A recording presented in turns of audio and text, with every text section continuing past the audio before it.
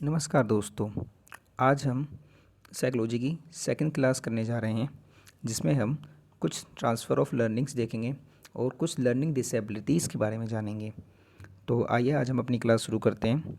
हमारा पहला पॉइंट है पॉजिटिव ट्रांसफ़र ऑफ लर्निंग। इसमें क्या होता है? द फैसिलिटेशन इन लर्निंग और performance of a new task based on what has been learn during a previous one. यानी हमने प्रीवियस जो लर्निंग की है वो किस तरह से हमारी आने वाली लर्निंग में हेल्प करेगी। इस चीज़ को हम क्या कहते हैं? Positive transfer of learning. यानी आपने जो पहले सीखा है वही चीज़ आपको आगे जो आप सीखोगे उसमें हेल्प करेगी। इसको हम कहते हैं पॉजिटिव ट्रांसफ़र ऑफ लर्निंग, सकारात्मक लर्निंग। ठीक है। इसमें क्या होता है? इसमें हम एग्जांपल से ऐसे समझ सकते हैं कि जैसे आपको साइकिल चलाने आती है, तो जिसको साइकिल चलाने आती है उसके लिए बाइक चलाना सीखना ज़्यादा मुश्किल नहीं है, क्योंकि उसको बैलेंस तो बनाने आता है पहले से ही। अब उसको बस रेस और गियर को सीखना है। पर जो उसकी साइकिल सीखने की स्किल थी वो उसको आगे बाइक सीखने की स्किल में हेल्प कर रही है। इसी को हम क्या कहते हैं? Positive transfer of learning. अगला पॉइंट है हमारा नेगेटिव ट्रांसफ़र ऑफ लर्निंग। इसमें क्या होता है कि जो negative transfer refers to any decline in learning और performance of a second task due to learning a previous one. यानी आपने कोई चीज़ सीखी है और अगर आप उसको आप और दूसरी नई चीज़ सीखने जा रहे हो, तो जो आपकी पुरानी नॉलेज है वो आपको नई नॉलेज को सीखने में हेल्प नहीं कर रही है, उल्टा आपको एक तरह से प्रॉब्लम्स क्रिएट कर रही है वो उस चीज़ को सीखने में।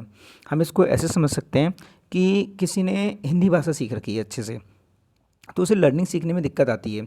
क्यों? क्योंकि हिंदी में सेंटेंस फॉर्मेशन अलग तरीके से होता है, लर्निंग में सेंटेंस फॉर्मेशन अलग तरीके से होता है। हिंदी में जैसे हम पढ़ते हैं राम खाना खा रहा है, इसमें पहले सब्जेक्ट आया, फिर ऑब्जेक्ट आया, फिर वर्ब आई। और हम इंग्लिश में क्या देखते हैं कि पहले सब्जेक्ट, वर्ब, फिर लास्ट में ऑब्जेक्ट आता है।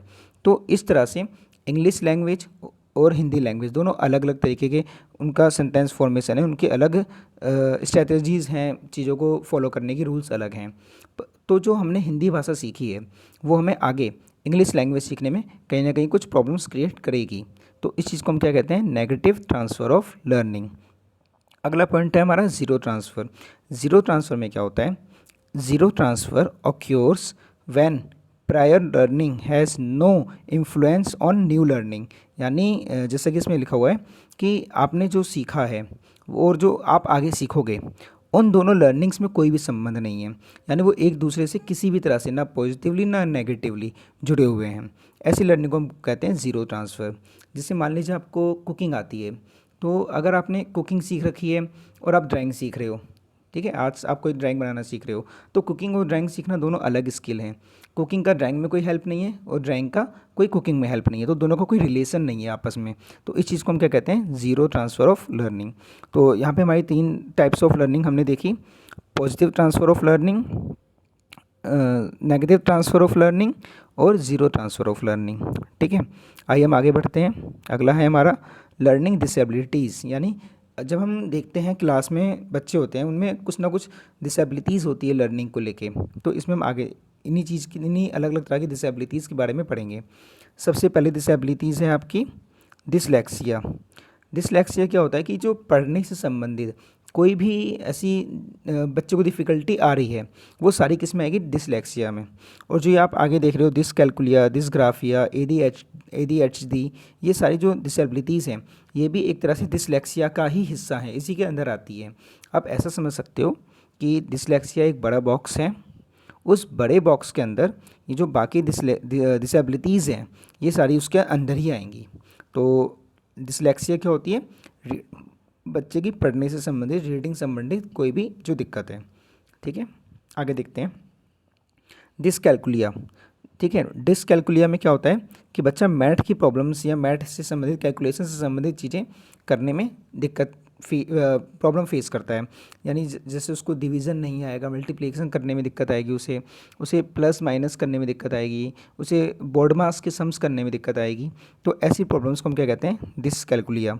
आप इसके नाम से भी देख सकते हो, कैलकुलिया लिखा है तो आप यहाँ से याद कर सकते हो कैलकुलिया यानी कैलकुलेशन, और कैलकुलेशन किस में होती है? मैथ्स में। चलिए आगे आता है आपका डिसग्राफिया। डिसग्राफिया में क्या होता है कि बच्चे की हैंड राइटिंग वो अच्छी नहीं होती है। देखिए नॉर्मली बच्चों की क्लास में हैंड राइटिंग अच्छी होती ही नहीं है, पर कुछ ऐसे बच्चे होते हैं जिनकी हैंड राइटिंग बहुत ज़्यादा ही गंदी है, जिसमें वो कभी बी को ए बना रहे हैं, ए को बी बना रहे हैं, या फिर ई और ए में कन्फ्यूज़न हो रही है उनको, डी और बी में कन्फ्यूज़न हो रही है। ठीक है, तो ऐसी प्रॉब्लम्स को हम किस में रखते हैं, डिसग्राफिया में। आप ऐसे याद रख सकते हो, ग्राफ क्या होता है, ड्रॉ करते हैं। तो जो ड्राइंग यानी हैंड राइटिंग से संबंधित जो भी दिक्कत आएंगी वो किस में आएंगी, डिसग्राफिया में। अगला है आपका ADHD। इसमें आपका क्या होता है कि attention deficit hyper active disorder. जैसे कि आपका इसमें लिखा हुआ है कि बच्चा इसमें बहुत ज़्यादा हाइपर एक्टिव होता है। इसमें हम देखते हैं कि जो बच्चा होता है उसके पास इतनी ज़्यादा चंचल होता है, इतनी ज़्यादा एनर्जी होती है कि वो एक जगह आराम से बैठ नहीं पाता है। वो बार बार उठ के टीचर के पास आएगा, या बार बार किसी और बच्चे को परेशान करेगा, या क्लास से बाहर बार बार क्लास से बाहर जाएगा वॉशरूम या किसी और अलग रीज़न से, या उसका क्लास में ना अटेंशन कम होगा, वो बहुत एक्टिव होगा अंदर से बच्चा। तो ऐसे बच्चों को हम क्या बोलते हैं, attention deficit hyper active disorder. ठीक है। अगला है आपका डिस्प्रैक्सिया। इसमें क्या होता है कि इसमें मोटर स्किल्स जैसे कि रनिंग, जंपिंग, या फिर पेंसिल को पकड़ना, दो तरह की स्किल्स होती हैं जो हम आगे देखेंगे। एक होता है फाइन मोटर स्किल्स, एक होती है ग्रॉस मोटर स्किल्स। तो मोटर स्किल्स यानी जो भी हमें काम करने की मसल्स यूज़ हो रही है जहाँ पे, उन स्किल्स को हम बोलते हैं मोटर स्किल्स या फाइन डिस्प्रैक्सिया। इसमें क्या होता है कि बच्चे की ऐसी दिक्कतें आती हैं, जैसे वो जंप कर नहीं पाता, उसको जैसे हम कहीं ऊंचाई पर उसे खड़ा करते हैं, वो बोलते हैं वहाँ से वो जंप करे, तो उसे वहाँ से डर लगेगा, उसे समझ नहीं आएगा कि उसके माइंड में वो कैलकुलेशन नहीं हो पाएगी कि हमें कितनी दूर जंप करना है या कितनी तेज़ जंप करना है ना। जैसे मान लो आप उसके बीच में कोई पतला सा नाला है, उसको पार करने का आप उसे बोलते हो, तो वो उस नाले को पार करने में उसे कन्फ्यूज़न हो रही है कि मैं कितनी तेज़ जंप करूँ कि अगला जो मेरा पैर है वो उस नाले के पार पहुँचे। तो जो ये मोटर स्किल्स वाली चीज़ें होती है ना, ये आती है आपकी डिस्प्रैक्सिया में। अगला है आपका अफेजिया या डिस्फेजिया। इसमें आपका लैंग्वेज संबंधित प्रॉब्लम आती है कि बच्चों को लैंग्वेज में दिक्कत आती है, बोलने में या फिर लैंग्वेज समझने में, या वो लैंग्वेज को लर्न नहीं कर पा रहा चीज़ों को। तो ऐसे में हम क्या बोलते हैं, डिस्फेजिया या अफेजिया। ज़्यादातर आप देखते हो कि बच्चों की इंग्लिश लैंग्वेज वीक रहती है।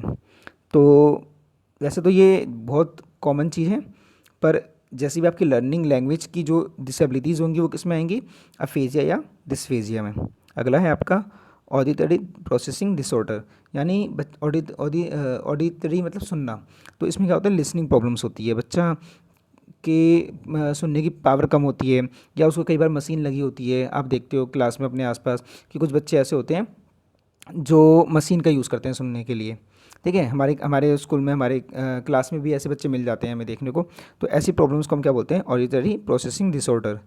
अगला है आपका ऑटिज्म स्पेक्ट्रम डिसऑर्डर, इसे हम ASD भी कहते हैं। इसमें क्या होता है कि बच्चा कम्युनिकेट नहीं कर पाता। जैसे कि आप कहते हो इंट्रोवर्ट बच्चे होते हैं कुछ कुछ इस टाइप के, कि उसे ये समझ नहीं आ रहा कि किस समय क्या बोलना है, या किस बच्चे से कैसे बात करनी है, टीचर से कैसे बात करनी है, या वो बात करता ही नहीं है, मेरे को चुपचाप एक कोने में बैठा रहता है। तो ऐसी प्रॉब्लम्स को हम क्या कहते हैं, ऑटिज्म स्पेक्ट्रम डिसऑर्डर। ठीक है, इसमें क्या आता है, कम्युनिकेशन। चलिए, एक अलग भी एक प्रॉब्लम्स हैं जिसे हम कहते हैं ईटिंग डिसऑर्डर। इसमें क्या होती है, एनोरेक्सिया नर्वोसा, यानी जो बच्चा या जो लोग होते हैं वो बहुत कम खाते हैं, अपने आप को हमेशा डाइटिंग पे रखते हैं ताकि वो ज़्यादा मोटे ना हो पाए, ज़्यादा हमेशा वो पतला रहना चाहते हैं। वो भी एक मेंटली प्रॉब्लम है, तो इसे हम कहते हैं एनोरेक्सिया नर्वोसा। इसी के अपोजिट में आती है बुलीमिया नर्वोसा। इसमें क्या होता है कि बहुत ज़्यादा वो खाते हैं, वो अपने आप को जैसे कोई बच्चे पतले होते हैं, वो सोचते हैं कि हम कितना खा लें कि हम हेल्थी हो जाएं, थोड़े हमारे जो बॉडी है उस पर मसल्स अच्छे से ग्रो हो जाएं या बन जाएं। तो इस चीज़ को हम क्या बोलते हैं, बुलीमिया नर्वोसा। चलिए, आज की हमारी क्लास यहीं ख़त्म होती है। अब मैं आशा करता हूँ आपको ये चीज़ें पसंद आई होगी। आप मेरे साथ इसी तरह जुड़ सकते हैं। मैं आपको आगे जितनी भी NIOS से रिलेटेड या जो भी थ्योरीज़ हैं, जो भी जो फैक्चुअल चीज़ें हैं, जो भी आपकी साइकोलॉजी में, DSSB में, KVS में, CTET में पूछी जाती हैं, हम वो सब कवर करेंगे। अगर आप मेरे साथ इसी तरह जुड़े रहें तो आपके मैक्सिमम चीज़ें जो हैं 99.9% चीज़ें आपकी ख़त्म हो जाएंगी यहीं पे। आप बस आपको बाकी जो क्वेश्चंस होंगे कॉन्सेप्चुअल बेस, वो आपको अपने उस पर करने पड़ेंगे, थिंकिंग पे। बाकी जो फैक्चुअल चीज़ें हैं वो सब हम यहाँ पे कवर कर लेंगे। तो आप हमारे साथ जुड़े रहेंगे। आप चैनल को मेरे सब्सक्राइब और लाइक भी कर सकते हैं इस वीडियो को अगर आपको पसंद आई हो तो। धन्यवाद।